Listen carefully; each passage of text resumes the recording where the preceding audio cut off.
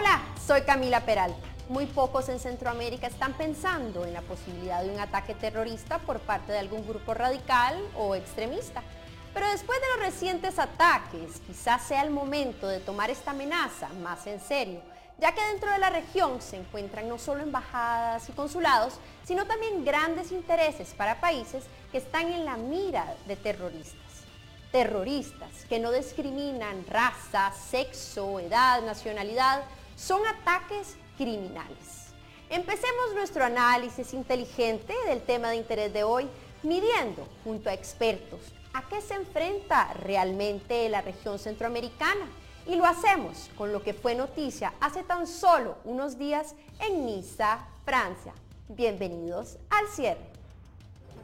El ministro de Justicia de Francia identificó al sospechoso del ataque en Niza como Mohamed Louayed, quien por no tener antecedentes penales en marzo de este año, le fue suspendida una pena por agredir a un automovilista en una pelea. También anunció que se creó un grupo interministerial para brindar asistencia a las víctimas, entre las que hay 2 estadounidenses y 10 niños. En cuanto a la atención de seguimiento para las víctimas del ataque, hemos por desgracia adquirido cierta experiencia, que significa que el servicio de asistencia a las víctimas está en el trabajo dentro del ministerio.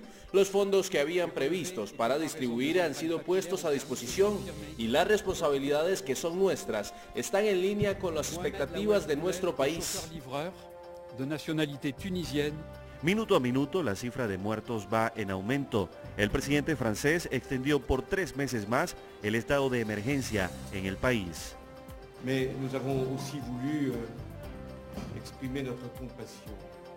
También queríamos expresar nuestra solidaridad con las víctimas, con sus familias. Mientras estoy hablando, 80 personas han muerto. 84 para ser precisos. Y hay unas 50 personas en un estado crítico, entre la vida y la muerte. Entre estas víctimas hay franceses, también hay una gran cantidad de extranjeros de todos los continentes y hay muchos niños, jóvenes que vinieron a ver los fuegos artificiales con sus familias para ser felices, para compartir en algo alegre, algo deslumbrante, y también fueron alcanzados, heridos de muerte, para satisfacer la crueldad de un individuo o tal vez un grupo. Máster en Derecho Penal Internacional y Derecho Internacional Humanitario, además en Derecho Militar y contra el Terrorismo, asesor de importantes empresas y gobiernos. Nos acompaña vía telefónica desde Bogotá, Colombia, el doctor Augusto Oviedo. Bienvenido al cierre. Buenas tardes, Camila. Es un placer estar en tu programa al cierre. Escuchamos ya de manera repetitiva terrorismo, atentados, amenazas, pero si echamos para atrás un momento y nos preguntamos cómo podemos definir terrorismo, ¿cuál sería la mejor manera de hacerlo? En efecto, el terrorismo no solamente tiene que ver con lo que sucede en el Mediano Oriente. Terrorismo es cualquier manifestación que causa dolor, sufrimiento a una comunidad, a una sociedad, independientemente de la motivación que ésta tenga.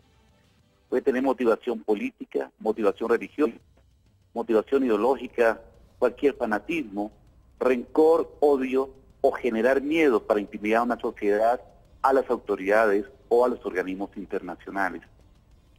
En este contexto, el terrorismo también puede ser manifestaciones que se pueden generar no solamente por actores organizados, armados, con la connotación de un ejército privado o un ejército irregular, sino también puede haber actos de terror causados por agentes del Estado, como también por organizaciones criminales que delinquen en el campo del narcotráfico o en otros tipos de actividades como los maras o en otros tipos de manifestaciones como las que padece en Centroamérica con una violencia inusitada.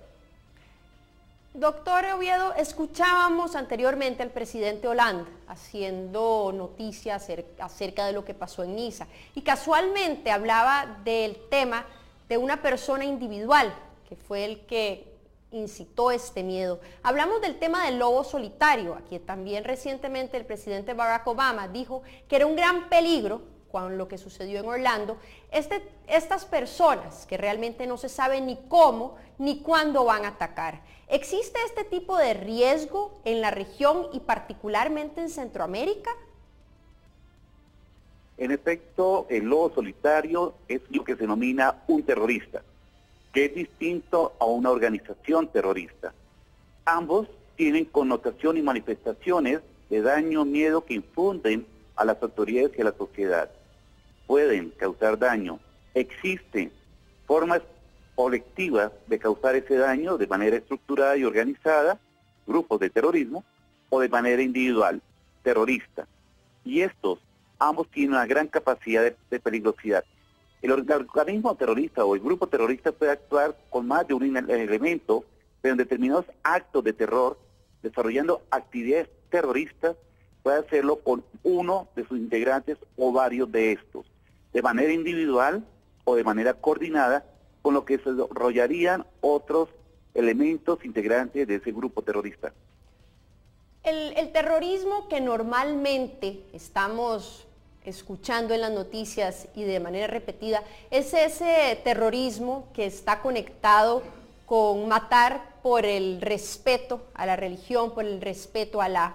Pero en Centroamérica podríamos pensar que hay grupos organizados que se dedican a ciertas actividades o negocios ilícitos que de igual manera siembran temor en la población y evitan la confrontación con la ley.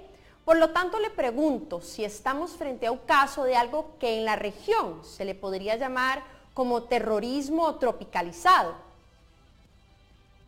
En efecto, la amenaza del terrorismo existe en cualquier lugar del mundo. Centroamérica no es la excepción. No debemos olvidar, acaso, que Centroamérica sufrió de las peores formas de terrorismo en la década de los 70s, 80s, y ese escenario ya superado, gracias a Dios, no es el que se va a manifestar en el siglo XXI o en esta etapa que estamos viviendo tempranamente el siglo XXI. Pero las amenazas de terrorismo que se pueden estar enfrentando son aquellas que tienen un atentado severo frente a la seguridad ciudadana. Atentados que pueden ser desarrollados por un individuo que quiere tomar venganza, mandar un mensaje o simplemente quiere inmolarse de una manera histriónica, causando miedo y terror a la colectividad. No se requiere una motivación especial para hacer un acto terrorista. Basta simplemente tener los medios y las formas de generar daño, de causar zozobra a una comunidad en un momento determinado, poniendo en peligro la vida, la integridad física o la libertad de las personas o edificaciones, como puede ser los casos ocurridos recientemente en Francia, pero también pueden ser ocurridos en México, donde se enfrentan los actos de barbarie y narcotráfico, o los que desarrollan los maras, que de manera cruenta asesinan, matan y desangran a personas en un sector centroamericano. Vamos a hacer nuestra primera pausa comercial y al regreso nuestra siguiente invitada se suma a nuestro análisis inteligente. Centroamérica en la mira del terrorismo. Ya regresamos.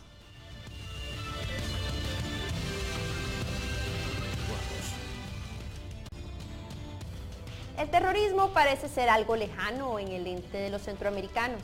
¿Será así? Se une a nosotros la analista política, catedrática y experta en la materia, la señora Nuria Marín. Bienvenida al cierre. Pues un gran gusto de estar por acá y un saludo a los telescuchas del programa Cierre. Y al doctor Oviedo que nos escucha desde Colombia y participa. Doctora Marín, recientemente, no fue ni más ni menos que el año pasado, que la Sala Constitucional de El Salvador, en uno de sus fallos, dice abiertamente que los grupos denominados maras o sus similares que atenten contra el Estado se van a considerar grupos terroristas. Entonces debemos entender a estos grupos que no solo están en El Salvador, sino que ahora me atrevo a decir que circulan por la región como una verdadera amenaza terrorista. Bueno, en primer término, yo les explicaba de que en realidad una definición única de terrorismo no existe. Yo utilizo normalmente la definición de Naciones Unidas por la carencia de esa definición única. El doctor Oviedo nos hablaba muy ampliamente de los componentes y desconozco esta resolución en particular, pero sí temería que en un país como El Salvador, en donde el tema de la criminalidad hay una manipulación y un componente político, se definan a grupos como terroristas, siendo que no tiene todos los componentes de lo que realmente constituye el terrorismo. El elemento fundamental del terrorismo es una acción de violencia políticamente orientada que busca como objetivo una población que no tiene nada que ver con el acto en terror en sí. Por eso es que normalmente la población civil es un objetivo y básicamente lo que se pretende es un mensaje político, un mensaje psicológico, un mensaje de inseguridad. Creo yo que todavía en Centroamérica la mayor cantidad de elementos que tenemos no es tanto terrorismo, sino de criminalidad y de criminalidad organizada. Doctor Oviedo, escuchando ahora a la doctora Marín, quisiera acotar las palabras suyas de un reciente artículo en el que usted dice que el riesgo del terrorismo en Centroamérica es latente, aun cuando en la región se ve como un tema distante. ¿Qué están haciendo los gobiernos? ¿Qué están haciendo a nivel de organizaciones también hemisféricas para combatir este temor, esta amenaza que parece ser absolutamente real? Camila, en primer lugar doy gracias a la presencia de mi compañera en el panel. Solo aporto un elemento que es el terrorismo no solamente tiene motivaciones políticas y el terrorismo no solamente se desarrolla en contra del Estado. Si miramos en el mismo contexto, el terrorismo tiene distintas manifestaciones y causas no políticas, causas religiosas y demás. Eso ha llevado que a nivel hemisférico y a nivel universal se hayan adoptado distintos mecanismos para contener la amenaza del terrorismo. Terrorismo, por ejemplo, puede ser calificado como la toma de una aeronave, la destrucción de un barco, puede ser también la destrucción de un edificio, o, dependiendo de país a país, la definición de terrorismo va cambiando. Comportamientos como los que adelantan, por ejemplo, los palestinos contra Israel son considerados actos de terrorismo. En algunas naciones son considerados desobediencia civil. Conductas como las que desplega la oposición política en Venezuela pueden ser considerados por el gobierno venezolano como actos de terrorismo, pero para el resto de la humanidad o de las sociedades puede ser considerado como represión al delito de opinión. A nivel internacional, frente al tema del terrorismo, se han venido adoptando mecanismos que obligan a los países a penalizar las conductas que causan zozobra, miedo a una colectividad. Trátese de que esta colectividad se vea afectada no solamente por actos dañinos que atentan contra la vida o la integridad de bienes o medios de transporte o edificaciones, sino también, como dice muy bien mi colega del panel, pues hace referencia a un mensaje que buscan transmitir. Es por ello que muchas de las medidas a nivel continental van encaminadas en varios frentes. Uno de ellos, frenar la financiación del terrorismo.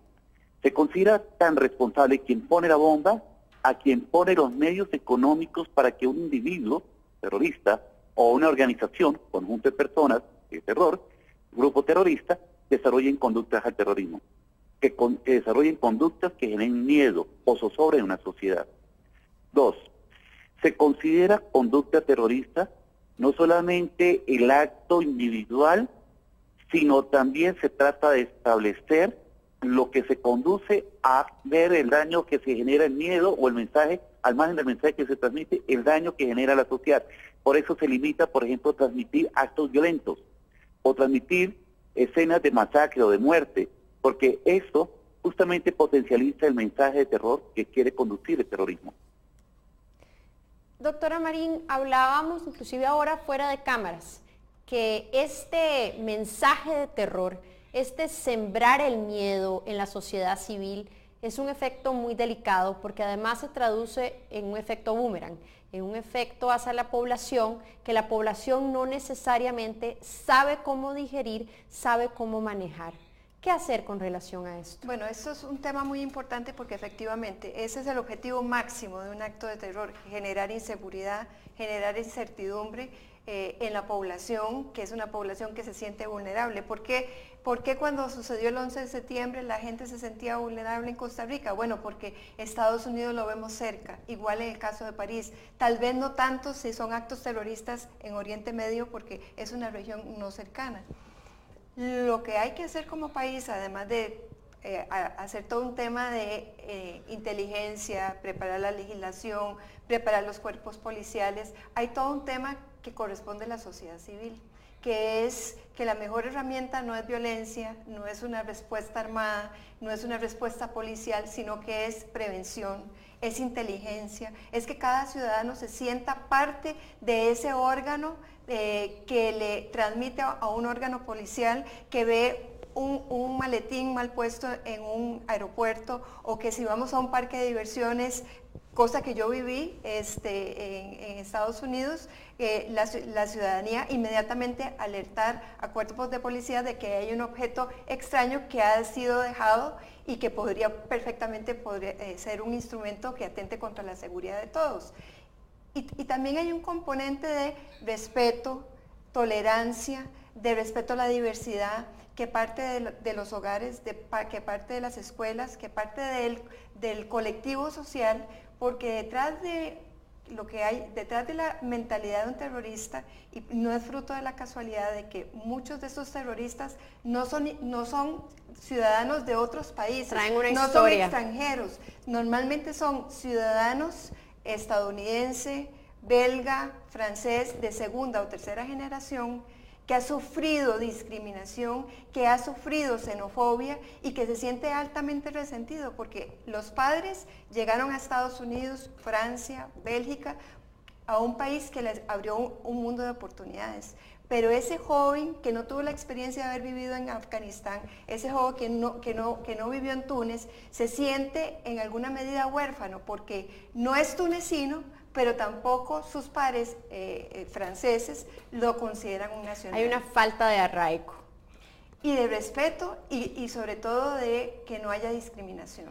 Doctor Oviedo, estamos por terminar nuestro segundo bloque, así que le voy a preguntar, del 1 al 10, ¿qué tan probable es un atentado terrorista en los próximos Juegos Olímpicos en Brasil en el siguiente mes que están a punto de empezar?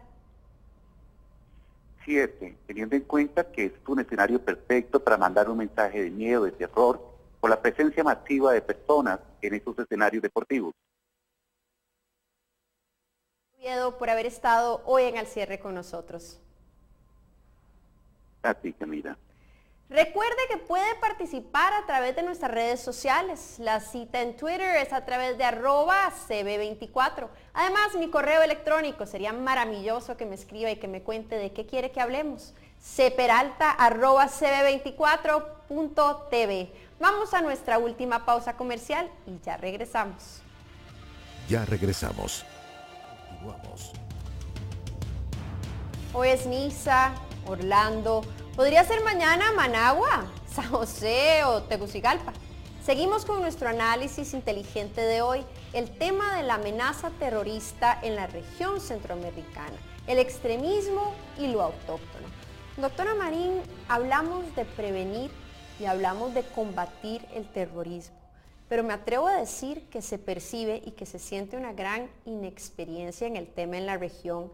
Tenemos al mismo tiempo consulados, embajadas, empresas transnacionales, bienes y personas que son de mucho interés para los gobiernos. ¿Hay una amenaza que podemos controlar?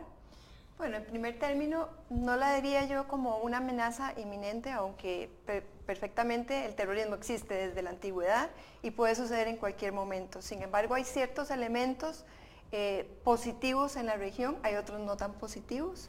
Los positivos tenemos una región centroamericana que, a diferencia de una Colombia, ya tiene varios años, décadas de haber tenido un lindo y maravilloso proceso de pacificación, en donde una gran cantidad de fuerzas opositoras a los gobiernos tienen un canal de inserción política. Entonces el Frente Sandinista ha tenido opciones, de hecho está en el poder, o el Frente Marabunto Martí. Entonces sí ha habido a nivel centroamericano varios elementos de conciliación, amnistías, reinserción y sobre todo la posibilidad de que esas voces adversas a lo que eran en los años 80 a un sistema político han tenido canales de comunicación vía partidos políticos que en la gran medida ha sido la vacuna política de esos países para que no existan estas voces sin un canal de comunicación. Ahora, hablamos particularmente de ese escenario centroamericano, pero no en vano, hace pocos días estuvimos acá en Al Cierre hablando casualmente de eso, de cómo las FARC pretenden a través de este acuerdo de paz empezar a formar parte de la política de manera legítima en Colombia. ¿Qué se puede aprender de lo bueno y de lo malo que ya se dio en Centroamérica a través de estos procesos de reintegración de grupos terroristas o grupos guerrilleros a la sociedad y particularmente a la política? Bueno, es que ese justamente es un reclamo de estos grupos que no tenían una voz política, no tenían una voz o un mecanismo de plasmar los ideales, porque al final de cuentas muchas de estas movilizaciones eran jóvenes, hombres y mujeres, buscando una alternativa de gobierno. En aquel momento eran, recordemos que en Centroamérica hubo muchas dictaduras, en Costa Rica a veces perdemos esa perspectiva porque somos una democracia centenaria, pero en muchos de los países la realidad en América Latina era que eran dictaduras o de izquierda o mayoritariamente de derecho, había violación de derechos humanos y hay toda una serie de avances que hemos hecho como región, en donde uno de ellos ha sido justamente la reinserción de estos grupos militares a la sociedad civil y que además estos grupos puedan manifestarse políticamente a través de los partidos políticos. Esa es la buena noticia. Lo que no veo tan positivo es toda una serie de condiciones de desigualdad, de pobreza, millones de jóvenes que en la región, en América Latina, estamos hablando de 20 millones de jóvenes que no trabajan, que no estudian. A mí me parece que hay un caldo de cultivo muy importante. En Centroamérica, eso significa 1 de cada 5 jóvenes. En Centroamérica la estadística es exactamente igual, 2.1 millones. Y por otra parte tenemos 3 millones de jóvenes que sí trabajan, pero que sacrifican sus estudios por salir a trabajar y que por la poca educación que tienen perpetúan un eslabón o una cadena de pobreza, porque al no tener la oportunidad de sacar por lo menos el colegio, están condenados a tener siempre trabajos con muy alta vulnerabilidad. Entonces yo creo que ese es el gran reto que tenemos como región, el atacar la desigualdad, que es un tema muy presente en el siglo XXI, y además darle oportunidades a estos jóvenes, porque lo peor que puede suceder es que los jóvenes pierdan la esperanza. Yo creo que detrás de los actos terroristas siempre hay un joven hijo, hermano, primo, amigo, que perdió la esperanza y que dentro de su debilidad dio el paso a radicalizarse y a utilizar un acto de violencia para llamar la atención y el reconocimiento a una causa política o religiosa o de cualquier otra naturaleza. Y es que es casualmente este grupo de ninis, como se les dice muchas veces en los estudios, que ni estudian, en los diagnósticos, que ni estudian ni trabajan, que son como un nido de vulnerabilidad para todos estos grupos terroristas y que casualmente, aquí es donde quiero hacer la conexión con el tema de la migración, porque hemos escuchado en los últimos meses gran cantidad de migrantes sirios y de parte del Estado Islámico llegando a Centroamérica. ¿Hay algún denominador común que calce ahí con el tema del terrorismo? Bueno, yo siempre he dicho que es muy peligroso y hay varias voces políticas que considero nuevamente muy peligrosas en donde hacen un igual, o sea, inmigrante es igual a terrorista y eso me parece sumamente delicado. Efectivamente hay una serie de personas aisladas, migrantes que recurren a actos terroristas, pero también no debemos de descartar que hay nacionales que también recurren al terrorismo. Entonces, me parece que hay que separar, no por ser inmigrante es terrorista y no por ser nacional no es terrorista. A esto hay que verlo como casos aislados y cada condición hay que verla en su verdadera dimensión. ¿Qué tan preparada está, digamos, a nivel de estrategia ya los actores hemisféricos, específicamente lo que es la OEA, lo que es CELAC, para enfrentar las diferentes amenazas, ya sean directas o indirectas, que generan en estos momentos, que se produce por el terrorismo? A mí me parece que el tema es complejo, es multidimensional, tiene un componente policial, tiene un componente de inteligencia, pero también tiene un componente de prevención desde la parte policial, pero también la más importante, la prevención desde lo social. Una población con oportunidades es la mejor receta y la mejor vacuna para que no haya jóvenes a los que les hemos robado la esperanza y que eso es la justificación de ellos para buscar alternativas más radicales y fundamentalistas. Y es cierto que hay intereses particulares en la región que pueden ser apetitosos, que pueden ser de agrado para estos grupos terroristas. Pensemos en los del Oriente Medio para no concentrarnos en los que son en la región, o sea, donde hablábamos que hay un número 7 posibilidad de atentado en Brasil, ahora para los Juegos. ¿Cómo conciliamos ese sentimiento? ¿Cómo conciliamos esa noticia? Bueno, a mí me parece que el hecho de que ese 7 que asignó, y también está en mi memoria Atlanta, no es tanto por la región en sí, sino porque se trata de uno de los eventos mediáticos de mayor proyección mundial, como lo es una Olimpiada. Entonces, efectivamente ahí hay todo un componente policial preventivo, porque ya está la sociedad preparada, porque viene este mega evento, pero vea usted que no fue el cierre del Tour de France, no fue la Eurocopa, sino que el acto terrorista sucedió en Niza.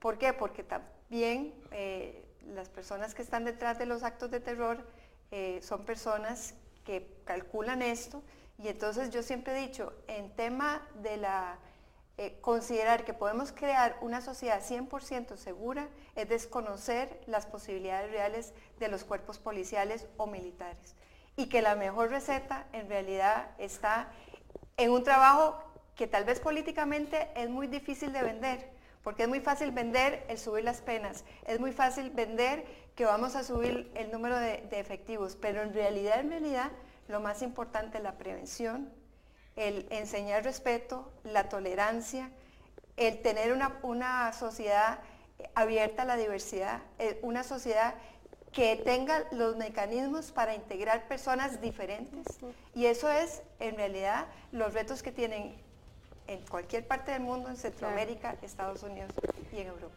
Doctora Marín, gracias por aceptar nuestra invitación y gracias por ilustrarnos todo este tema que a veces parece tan ajeno, pero que está tan cerca. Un placer. Hoy hablamos acerca de la posibilidad del terrorismo en Centroamérica y por eso le dejamos esa idea de que como sociedad tenemos que prepararnos y que estar muy atentos, estar muy al ojo. Soy Camila Peralta y el cierre está en sus manos.